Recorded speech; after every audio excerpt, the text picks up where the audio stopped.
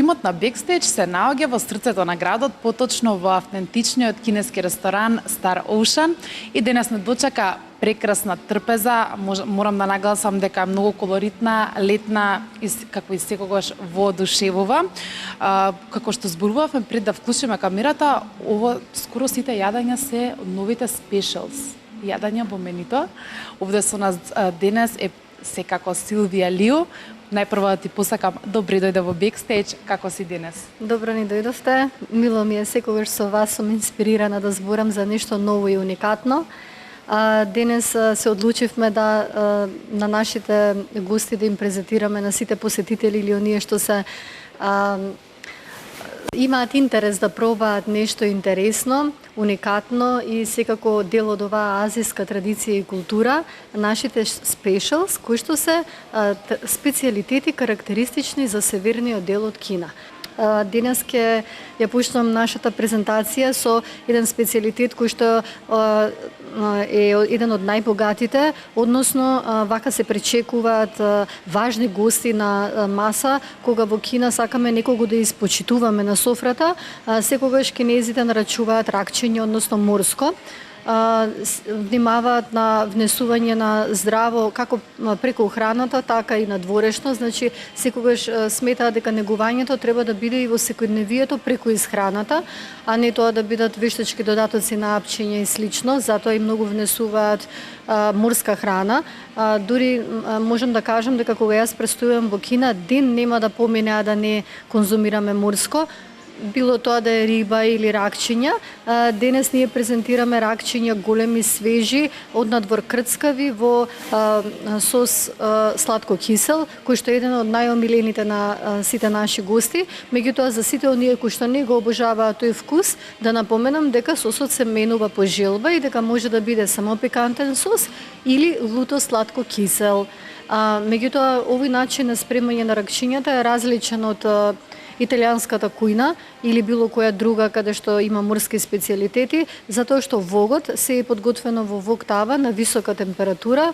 Вогот развива 500 степени и секогаш ја прави храната за многу краток период да биде надворешно крцкава, внатре сочна и мека. Да. Овој специјалитет овде е традиционален вегетаријански специјалитет во Сичуан сос, односно компир, dry potato во сичуан сос од надвор.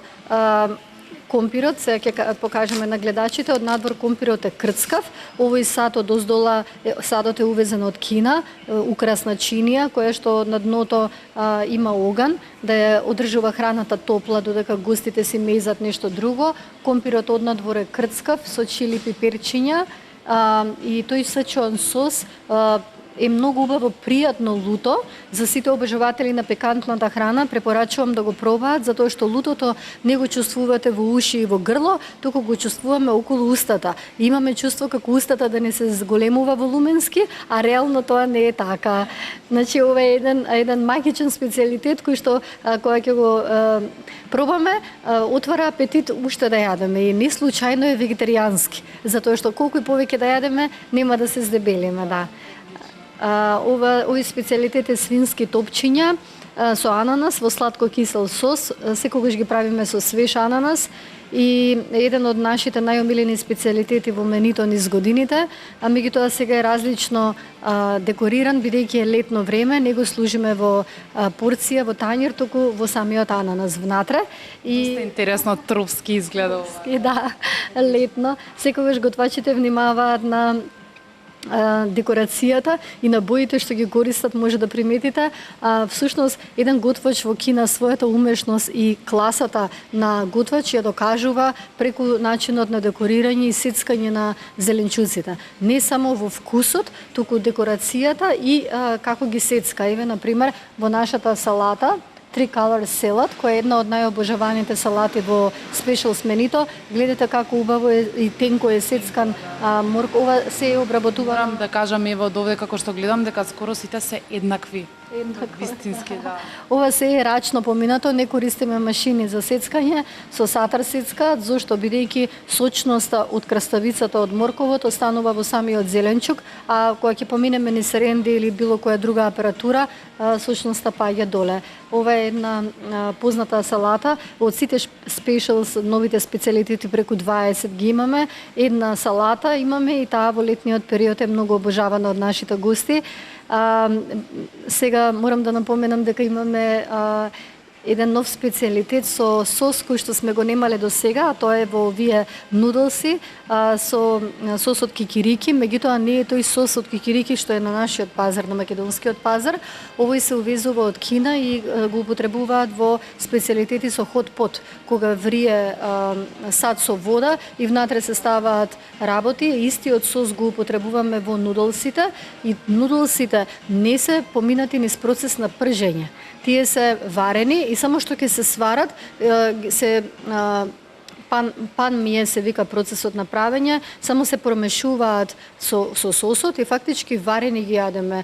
Ама бидејќи сосот е преубав шмек има, овој сос го употребуваме и во салата, и во нудлси, кои да ги проба последниве 10 дена го даваме на стални посетители за да ни кажат мислење, воодушевени се од сосот како оди во комбинација со нудлси и со салата. А морам да напоменам за овој специјалитет дека нудлсите мора да бидат во моментот сварени, дека не трпи овој специјалитет нудлсите да се сварат например утрото и после тоа како дојдат гости само да се стави сосот. Мора да биде во моментот сварено и веднаш додека се врели да се стави сосот. Препорачувам на сите обожаватели на тестенините да ги пробаат на овој начин, не пропржени во соја, не во супа, туку на овој начин во сосот кикирики. Јас како обожавател би сакала да пробам и мислам дека ова е поздрава варијанта, така? Да, нема грам зејтин и не е поврзано на низ процес на пржење. Летно. Моментално, да, и во лето и на диета и се спремаат за одмор, слободно може. Да, лесно е. А имаме различен тип на нудлси. Не само има нудлси од безглутенски, може овие подебелите кои ги сака од брашно, секакви нудлси има. Овој специјалитет е без месо, велат не може да се помени, и тоа е јунешко, за да телото биде силно со протеини.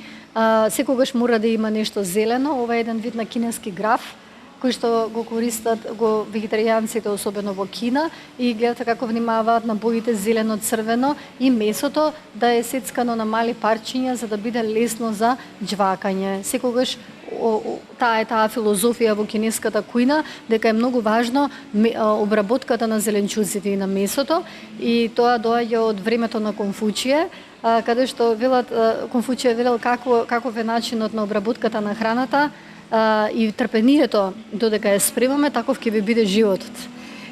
Да. И нормално секогаш кинезите внимаваат на самата софра да има застапено секаков вкус и секаков тип на специјалитети, од месо, салата, главно јадење, каде што приметуваме дека нема десерт. Односно, сите специјалитети што имаат благ вкус или блага жичка или ананас, ги сметаат за благо и како замена за десерт и нив ги јадат на крај.